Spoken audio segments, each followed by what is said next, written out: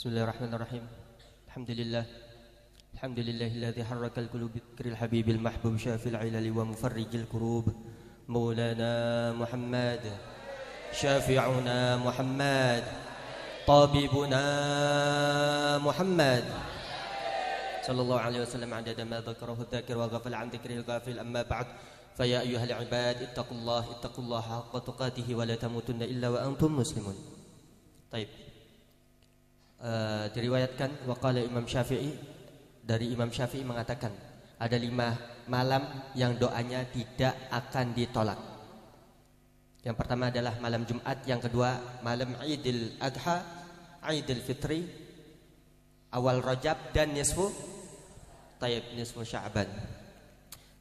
Tentang keutamaan fadilah nisfu Sya'ban, setengah daripada bulan Sya'ban, itu sudah tabit, sudah ditetapkan, sudah ada dari hadis. Entah itu hadis, entah itu kalam ulama, entah itu athar dan lain-lainnya sudah ada. Baik. Pertanyaannya, tetapi apakah keutamaan ini harus diisi dengan membaca Yasin 3 kali dengan doa yang tadi? Itu pertanyaan. Kedua, dari mulai kapan merayakan nisfu Sya'ban ini dimulai? Pada zaman tabi'in itu ulama sudah berbeda pendapat. Ulama Syam, lalu sebagian ulama Basrah itu suka merayakan malam nisfu Sya'ban. Tetapi ulama ahli Hijaz tidak suka merayakan bersama. Tidak suka merayakan bukan berarti menafikan atau meniadakan keutamaan daripada malam nisfu Sya'ban. Bukan. Karena keutamaan nisfu Sya'ban sudah ditetapkan oleh hadis-hadis yang telah diriwayatkan oleh Mu'adz bin Jabal, oleh Ali bin Abi Thalib dan lain-lainnya. Tetapi perkaranya apakah perlu kita rayakan bersama-sama, apakah perlu dirayakan sendiri atau yang lainnya? Baik. Dalam satu hadis dikatakan ya Allah azza wa jalla ila khalqihi fil lailatin nisfi min Sya'ban yaghfiru li jami'i khalqihi illa li musyrikin aw musyahin. Dalam hadis Allah melihat ketika malam nisfi Sya'ban itu, Allah melihat ke semua makhluknya. Ke semua makhluknya. Lalu yaghfiru li jami'i khalqihi, akan menghapus segala dosa, akan memaafkan kepada semua hamba-hambanya, illa li musyrikin au musyahid, kecuali orang yang musyrik atau orang yang di hatinya itu ada haqd, ada dendam, ada ujub dan lain-lain. Musyahin juga maknanya adalah ketika ada 2 saudara saling bertengkar, itu namanya musyahid. Maka tidak aneh ketika malam nisfu Sya'ban itu kita dianjurkan untuk bermaaf-maafan. Suami, istri, anak, bapak, orang tua, teman, ustadz, minta maaf, musafahah. Kenapa? Illa limusyrikin au musyahin. Tidak akan diampuni pada malam ini, yaitu siapa? Orang musyrik dan orang yang sedang bermusuhan. Siapapun di antara kalian, baik terhadap teman, terhadap saudara, ibu, bapak, siapapun, atau yang masih ada sangkut paut dengan asatid, misalkan ada unek-unek, minta maaf sekarang juga. Atau asatid pun begitu, minta maaf kepada para murid, karena barangkali ada kata-kata yang tidak berkenan. Taib. Dalam riwayat lain diriwayatkan dari Ali bin Abi Thalib, ketika datang malam nisfu Sya'ban itu malamnya dianjurkan kita untuk menghidupkan malamnya. Lalu pada siangnya kita dianjurkan untuk berpuasa. Lalu pada malam nisfu Sya'ban itu Allah turun di langit bumi. Apa langit bumi maksudnya? Langit paling rendah, langit paling bawah. Lalu apa? Ala min mustaghfirin, Adakah orang yang beristighfar, yang meminta mohon ampun kepada saya, maka saya detik ini juga akan mengampuninya. Barang siapa, adakah orang yang meminta rizki kepada saya, detik ini pula saya akan memberikan kecukupan. Adakah yang meminta diselamatkan dari bala, detik ini juga saya akan selamatkan dia itu dari bala. Ad-du'a wal bala ma baina samai wal ardi yaqtatilan. Doa kita ini dengan bala yang akan turun itu ma bainal ardi was sama, ada di antara langit dan bumi. Itu yaktatilan, saling berperang. Kalau doanya itu kita kenceng, maka balanya itu tidak akan turun. Yang suka sakit, yang suka itu jangan-jangan doanya kurang kenceng. Makanya yaktatilan di situ ma bainas samai wal ard, ada ad-du'a wal bala. Yaktatilan. Permasalahan selanjutnya, apakah Yasin bagian daripada Yasin ini? Apakah ada riwayatnya membaca Yasin 3 kali lalu dibacakan doa? Apakah doa tersebut khusus untuk nisfu Sya'ban? Ada yang tahu? Apakah doa yang tadi ya dal manni wa la yamunnu wa la yumannu alaih, apakah itu doa khusus nisfu Sya'ban? Itu bukan doa dikhususkan untuk nisfu Sya'ban, tetapi apa? Itu diriwayatkan dari Ibn Mas'ud. Memang ada riwayatnya, tetapi itu fadilahnya. Barang siapa yang membaca doa tersebut, maka kehidupannya akan dilonggarkan, dienakkan. Nah, lalu yang bagian kedua dari doa tersebut, ilahi bit tajallil a'zam, itu tambahan daripada riwayat yang pertama. Kalau yang pertama itu tidak ada ilahi bit tajallil a'zam min lailatin nisfi min Sya'ban, itu tidak ada. Itu tambahannya itu dari Syekh Syinqiti ketika malam nisfu Sya'ban menambahkan doa tersebut.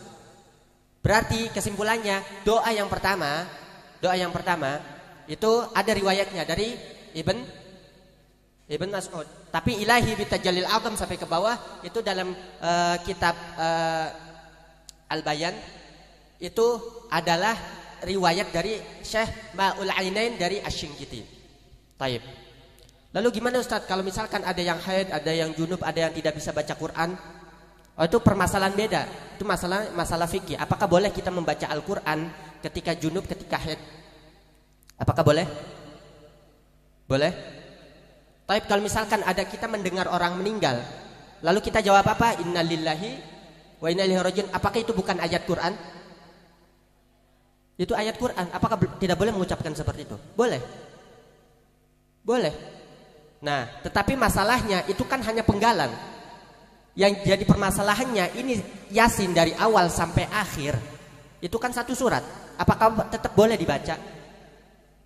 Itu dinukilkan dari Syekh Khatib Asy-Syirbini bahwa Syihabuddin Ar-Ramli pernah berfatwa bahwa barang siapa yang membaca Al-Quran dari awal sampai akhir itu diperbolehkan ketika niatnya itu tidak membaca Al-Quran, tapi untuk tabarruk atau doa atau ta'lim atau membenarkan orang salah. Ketika untuk mengajar itu boleh. Membenarkan orang salah, ada orang haid misalkan ngedengar ada bacaan yang salah, dibetulkan, itu boleh.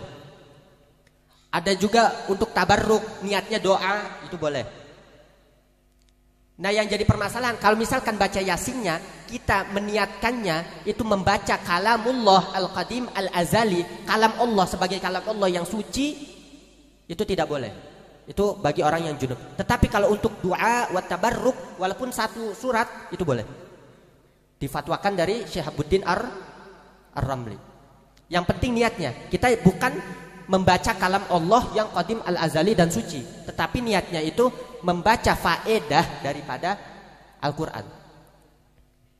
Niatnya itu untuk zikir, untuk doa, untuk tabarruk dan selanjutnya. Maka tidak apa-apa. Tapi bukan itu permasalahannya.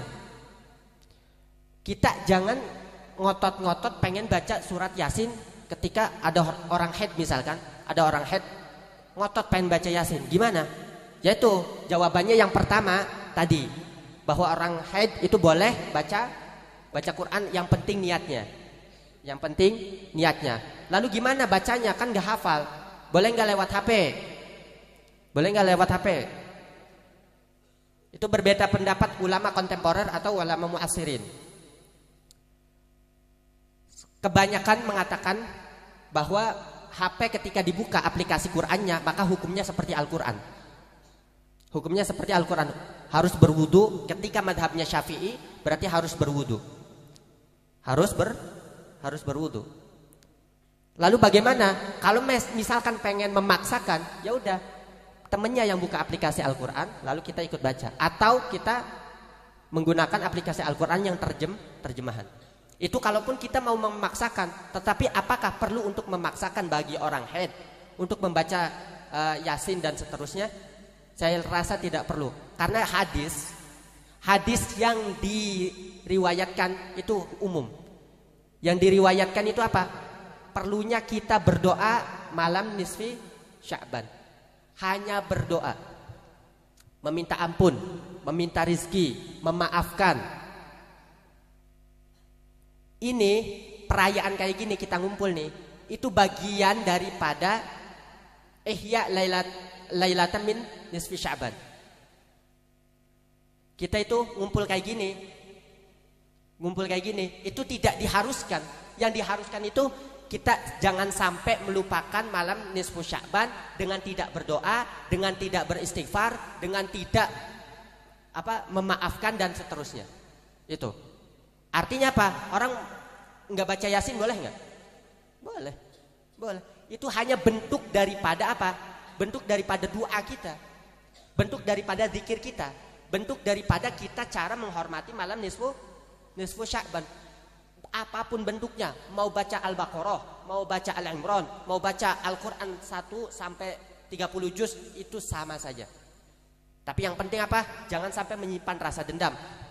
Yang tidak akan diampuni dalam hadis tersebut hanya disebutkan dua, illa li musyrikin au musyahin, kecuali orang musyrik dan orang yang bermusuhan terhadap orang lain. Itu yang disebutkan dua, tapi pada hakikatnya yang tidak diampuni pada malam ini itu banyak.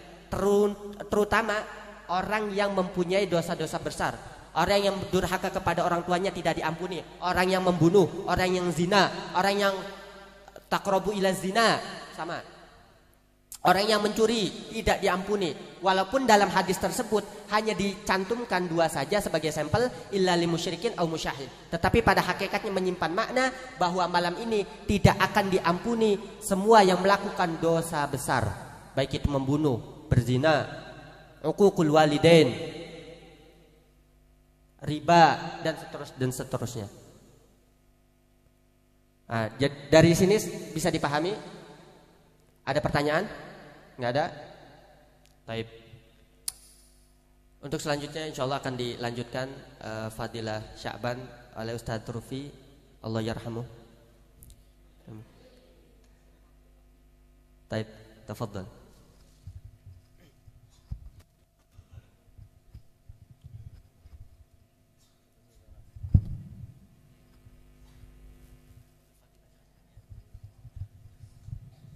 Untuk fadilah selanjutnya yaitu barang siapa yang sholat berjamaah maka pahalanya sama dengan 27 derajat. Apalagi di malam nisfu Sya'ban insyaallah berderajat-derajat. Amin. Untuk setelah ini monggo bisa langsung yang putri kembali ke atas dan yang putra berwudu. Setelah salat kita akan bermusafahah sebagai bentuk implementasi dari permohonan maaf antara aku dan kamu, kamu dan aku.